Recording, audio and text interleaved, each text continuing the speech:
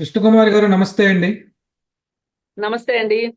Madam, Jagan గారి ప్రభుత్వ హయాంలో శుక్రవారం వచ్చిందంటే చాలు ఏదో కేసులు తెలుగుదేశం వాళ్ళ మీదో లేదా ప్రతిపక్షం మీద వచ్చేది.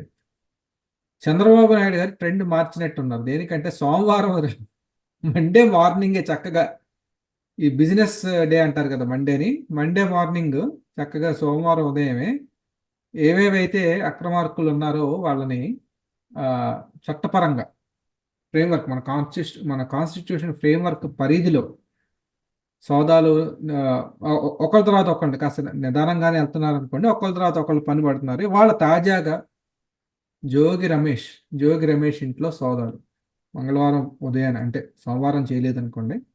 బట్ అంటే ఈ జోగి రమేష్ గారి గురించి చెప్పండి మేడం, అసలు ఏంటి దీని వ్యవహారం? ఏం లేదండి చెప్పుకోవడానికి. ఇప్పుడు వైసీపీ పార్టీ ఏర్పాటైన విధానము, వైసీపీ పార్టీ ఆవిర్భావానికి ఉన్న కారణాలని గనక మనం చూసుకుంటే అందులో ఎలాంటి వాళ్ళు ఉన్నారో చెప్పుకోవచ్చు. ఇప్పుడు వైసీపీ పార్టీ ఎలా ఏర్పాటైంది? ఏదైనా ఒక లక్ష్యంతోనో, ఒక మ్, మంచి ఉద్దేశంతోనో, లేకపోతే ఒక ఆత్మగౌరవం అనే ఒక ఉద్దేశం ద్వారాను, ఇలా ఆ ఉమ్, లక్ష్యాలతోనూ, లేకపోతే ఈ సమస్య ఉంది వాళ్ళ రాష్ట్రంలో, నిరుద్యోగ సమస్య ఉంది, ఈ నిరుద్యోగ సమస్యను అంతమొందించడానికి ఈ పార్టీ పుట్టింది అని చెప్పడానికి ఏమైనా వాళ్ళకి లక్ష్యాలు ఉన్నాయా ఆ పార్టీకి?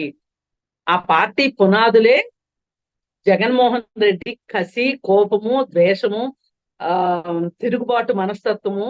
ఆ మనస్తత్వంతో ఏర్పాటైంది ఆ పార్టీ. కాంగ్రెస్ పార్టీ మీద అక్కస్తోనూ, కోపంతోనూ, తనకు ముఖ్యమంత్రి ఇవ్వలేదు అనే ఒక కోపంతో నేను ఒక పార్టీని స్థాపించి నేను మీకు ఏకు మేకవుతాను అని చెప్పి చెప్పాలి అనే ఉద్దేశంతో ఏర్పాటైంది ఈ పార్టీ. పైగా తను తండ్రి అధికారాన్ని అడ్డం పెట్టుకొని సంపాదించిన డబ్బు ఏదైతే ఉందో దాన్ని కాపాడుకోవాలని, ఆ డబ్బు సంపాదించే క్రమంలో తన పైన వచ్చిన కేసుల్ని నుంచి దాక్కోవడం కోసం ఒక షీల్డ్ గా వైసీపీ పార్టీని తయారు చేశాడు, పెట్టాడు తప్పితే వేరే కాదు. మరి అలాంటప్పుడు ఇలాంటి మనస్తత్వం ఉన్న వ్యక్తి దగ్గరికి ఆ పార్టీలో చేరటానికి ఎవరు వస్తారు చెప్పండి? ఆ రోజు ఆ పార్టీలోకి వచ్చిన వాళ్ళంతా ఎవరు అసలు? ఇక్కడ ఆంధ్ర విభజన జరిగింది కాబట్టి, ఆంధ్రప్రదేశ్ విభజన తర్వాత ఈ విభజనకి కారణమైన కాంగ్రెస్ పార్టీని ఎలాగూ వ్యతిరేకిస్తారు ప్రజలు కాబట్టి అని, కాంగ్రెస్ పార్టీలో మనకి మనుగడ లేదు అనే ఉద్దేశంతో, రాజకీయ పరమైన స్వార్థంతో వచ్చి చేరిన వాళ్ళు తప్పితే, స్వచ్ఛందంగా రాజకీయాలు చెయ్యాలని, రాజకీయాల్లో ఉండాలని వచ్చిన వాళ్ళు ఎవరు లేరు అక్కడ. మరి అలాగే తెలుగుదేశం పార్టీలో ఉన్న అసంతృప్తులు ఇట్లాంటి వాళ్ళు వచ్చి చేరారు. పైగా అలాగే ఇబ్బడి ముబ్బడిగా అధికారం, అంటే ప్రభుత్వంలో ఉన్న లొసుగులతోటి డబ్బులు సంపాదించిన అక్రమార్కులు అందరూ చేరారు ఆ పార్టీలో. అది ఒక ఆ ఇలాంటి వాళ్ళందరికీ సంబంధించిన ఒక క్లబ్ అది, రాజకీయ పార్టీ కాదు. అందుకే రాజకీయ విధానాలు, మంచి విధానాలు ఏమీ తీసుకోలేదు. కేవలము ఆ పేదల్ని లక్ష్యంగా చేసుకుని నవరత్నాలు అని చెప్పి ఆ పేదల ఓట్లు కొల్లగొట్టడం కోసమే పుట్టిన పార్టీ అది. అంటే తను గెలవడానికి నవరత్నాలు అనే ఒక మెట్లు వేసుకుంది అనమాట.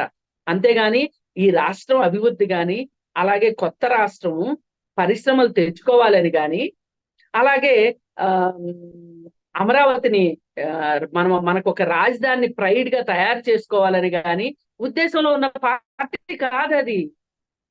అక్కడ చేరిన వాళ్ళందరికీ వాళ్ళ వ్యక్తిగత ప్రయోజనాలే. ఇప్పుడు ఆయన మంత్రులు చూడండి, మొదటిసారి మంత్రులు చూడండి, ఒక్కొక్కరు ఎలా ఉన్నారు? వాళ్ళ శాఖ గురించి వాళ్ళకి ఏమీ తెలియదు. అలా తెలియని వాళ్ళని కావాలని పెట్టుకున్నాడు జగన్మోహన్ రెడ్డి. ఎందుకంటే వీళ్ళందరూ కేవలం ఉత్సవ విగ్రహాలు. వాళ్ళు అలా విగ్రహంగా ఉన్నందుకు కాను వాళ్ళకి, వాళ్ళు చేసే పనుల నుంచి వాళ్ళని కాపాడతాడు జగన్మోహన్ రెడ్డి అంతే. ఇప్పుడు అతనికి ఎమ్మెల్సీ ఇచ్చాడు, అనంతబాబుకి. అతను చేసిన హత్య గురించి మాట్లాడాల. అలాగే గోరెంట్ల మాధవ్ ఎంపీ ఇచ్చాడు, అతను బట్టలిప్పుకొని తిరిగినా ఏమీ మాట్లాడాల. అంబటి రాంబాబు ఏం మాట్లాడాల. అలాగే ఆ వరుసలో ఆ కోవలో జోగి రమేష్. జోగి రమేష్ ఏంటి?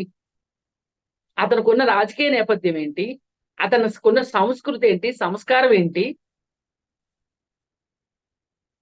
ఏంటి? ఏమి లేదు అక్కడ. ఒక డొల్ల అంతే. ఏంటి అంటే కాకపోతే ఆ డొల్లకి ఒక నోరుంది, ఆలోచించకుండా మాట్లాడగలిగే నోరుంది.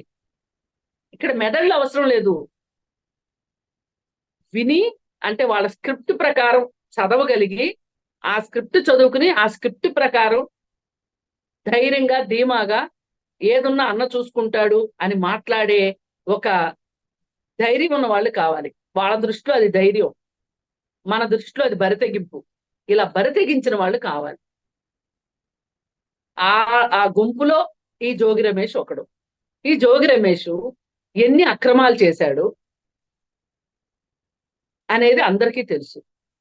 లేకపోతే జోగి రమేష్ యొక్క రాజకీయ జీవితానికి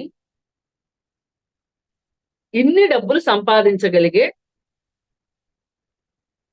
అతనికి ఆ నేను అర్హత అనగానే అవకాశం ఉందా అని అడుగుతున్నా. ఎందుకు ఇన్ని డబ్బులు ఎలా సంపాదించాడు?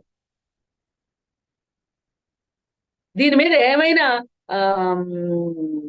ఒక క్లారిటీ ఉంటుందా ఎవరికైనా? అంటే ఏమనుకుంటారంటే ఎవరైనా ఇలాంటి జీవితం గడపాలరా, ఎవరైనా ఇలాంటి పుటక పుట్టాలరా, ఇలాంటి పార్టీలో చేరాలరా, చేరి మన నోటికి వచ్చినట్టు మనం మాట్లాడాలి.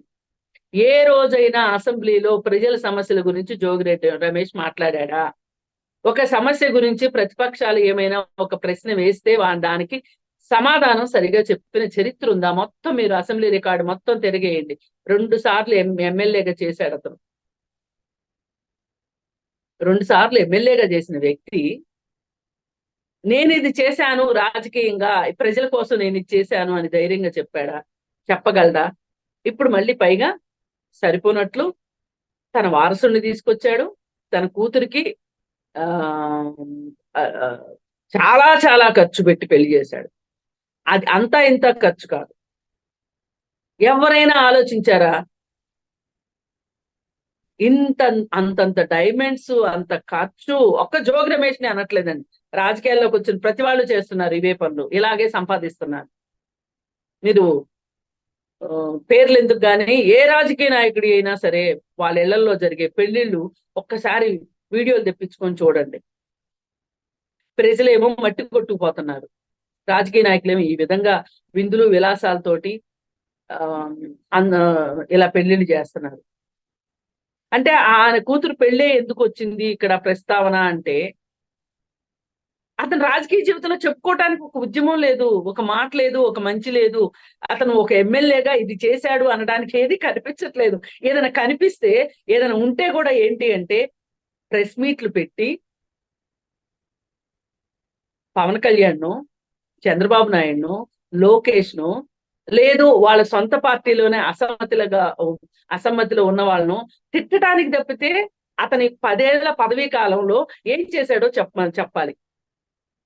జోగి రమేష్ రఘురామకృష్ణరాజుని తిడతాడు, లోకేష్ని తిడతాడు, చంద్రబాబు నాయుడు తిడతాడు. జగనన్నా జగనన్నా జగనన్నా భజన భజన ఆ భజన, ఈ భజనే కొంప ముంచింది నన్ను అడిగితే. వీళ్ళందరూ ఏమనుకున్నారంటే ఇంకా ఒక్కొక్కళ్ళు వస్తారు బయటికి. 30 ఏళ్ళు ఉంటాము అనే ఒక ప్రణాళికతో వీళ్ళు ఏ పనులంటే ఆ పనులు చేశారు అడ్డగాడిదల్లాగా. అసలు బరితెగింపు అచ్చూసిన ఆంబోతుల్ని మంత్రుల పేరుతోటి, ఎమ్మెల్యేల పేరుతోని రాష్ట్రం మీదకి వదిలేశాడు జగన్మోహన్ రెడ్డి. ఆ వదిలేసిన అచ్చోసిన ఆంబోతుల్లో ఇదొక అచ్చోసిన ఆంబోతు. అందుకంటే జోగి రమేష్ గురించి చెప్పుకోవటానికి ఏమీ లేదు. ఆయనకు ఒక గొప్ప రాజకీయ నేపథ్యం కానీ, గొప్ప రాజకీయ చరిత్ర కానీ ఏమీ లేదు. ప్రతి క్షణం మనం ఇలా మాట్లాడుకోవాల్సి వస్తుంది ఏంటి అని మనం బాధపడటం తప్పితే ఉపయోగం ఏమీ కనిపించట్లేదండి. ఇలా వ్యక్తిగత స్వార్థాల కోసం రాజకీయ పార్టీలు పెట్టి ఆ రాజకీయ పార్టీని నిలబెట్టుకోవటం కోసం, తన అధికారాన్ని సంపాదించడానికి, వచ్చిన అధికారాన్ని నిలబెట్టుకోవటం కోసం ఇలాంటి సంస్కృతి సంస్కారం లేని వ్యక్తులతో మాట్లాడించడం కావచ్చు, ఇలాంటి స్వార్థపూరిత వ్యక్తుల్ని కి లైసెన్సులు ఇచ్చేసేసి మీకు నచ్చింది మీరు చేసుకోండి, కానీ నా గురించి మంచి మాటలు మాట్లాడండి, ఎదురు పార్టీలను తిట్టండి అని పూర్తి లైసెన్స్లు ఇచ్చేసిన ఆ పరిస్థితి వల్ల ఇలాంటి పరిస్థితి వచ్చింది తప్పితే వేరే ఏమీ కాదు. అందుకోసం జోగి రమేష్ తన స్వార్థం కోసమే ఏమైనా చేశాడు. అలాగే రాష్ట్రానికి చేసింది ఏమీ లేదు కాబట్టి అతని పైన అతను చేసిన దుర్మార్గాలను బయటికి తీసుకురావడానికి ఏ కేసులైనా పెట్టొచ్చు. ఆ పెట్టే అర్హత ఉన్న వ్యక్తి. ఇప్పుడు అచ్చెన్నాయుడు మీద దొంగ కేసు పెట్టారు, అది ప్రూవ్ కాలా. చంద్రబాబు నాయుడు మీద కేసు పెట్టారు, అది ప్రూవ్ కాలా. అది రాజకీయ కక్షతోనే చేశారు అనేది నిరూపితం అయిపోయింది.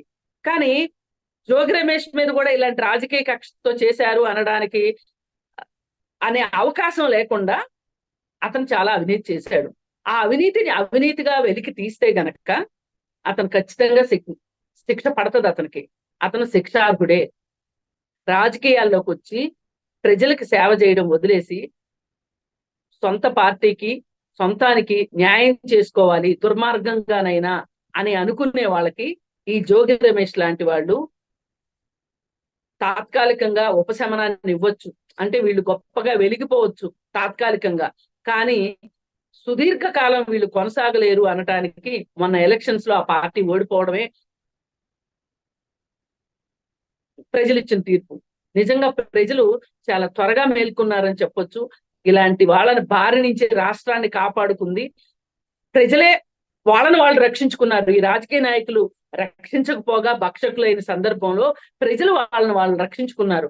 అందుకే తెలుగుదేశం పార్టీ గెలిచింది, కూటమి గెలిచింది అంటే నాకు ఎందుకో ఒప్పుకోవాలనిపించదు. ఆంధ్ర ప్రజలు గెలిచారు అంతే. Right madam. ఇంకొకటి ఏంటంటే, ఒకవేళ జోగి రమేష్ గారు కనుక నిజంగా ఒకవేళ మీరు చెప్పినట్టు దొరికిపోతే కనుక జగన్మోహన్ రెడ్డి గారు జోగి రమేష్ ఎవరో నాకు తెలియదని కూడా అనే అవకాశం కూడా ఉంది గతంలో. ఖచ్చితంగా. ఎందుకంటే ఒకప్పుడు గాలి జనార్దన్ రెడ్డిని ఇలాగే అన్నాడు జగన్మోహన్ రెడ్డి. ఆయన ఎవరు నాకేం తెలుసు, ఆయన గురించి నన్ను అడుగుతారేంటి అన్నాడు ఆయన అరెస్ట్ అయిన సందర్భంగా. అంత బాగున్న రోజులేమో దేవుడిచ్చిన అన్న అని చెప్పి దేవుడిచ్చిన అన్న, దేవుడిచ్చిన అన్న. అటువంటి చూస్తామేమో. అసలు అతని వ్యాపారానికి పునాది వేసిందే ఓబులాపురం గన్లు డబ్బులు. కానీ ఆయన ఎవరో తెలియదు అన్నాడు. రేపొద్దున జోగి రమేష్ ను కూడా ఏమి రక్షించడండి. ఎందుకు రక్షించడు అంటే అతనికి అంత టైం లేదు. ఆయన రక్షించుకోవాలి రేపటి నుంచి. ఇంక వేరే వాళ్ళని ఎవరిని వీళ్ళని ఎందుకు రక్షిస్తాడు? వీళ్ళందరికీ ఇది రాజకీయాల్లో గుణపాఠం అండి. ఈ 10 ఏళ్ల వైసీపీ పార్టీ ఒక ఏమంటారు, ఒక కేస్ స్టడీ నన్ను అడిగితే రాజకీయాల్లో. అంటే రాజకీయాలు ఎలా చేయకూడదు, ఒక రాజకీయ పార్టీ ఎలా ఉండకూడదు అని చెప్పిన వైసీపీ పార్టీ. ఈ వైసీపీ పార్టీ కార్యకలాపాలు మొత్తం తీసుకుంటే, ఇందులో ఉన్న వ్యక్తుల గురించి మాట్లాడుకుంటే, ఒక రాజకీయ పార్టీ ఎలా ఉండకూడదో నిరూపించి చూపించింది. ఇప్పుడు సమాజంలో ఇలాంటివి కూడా అవసరం అండి.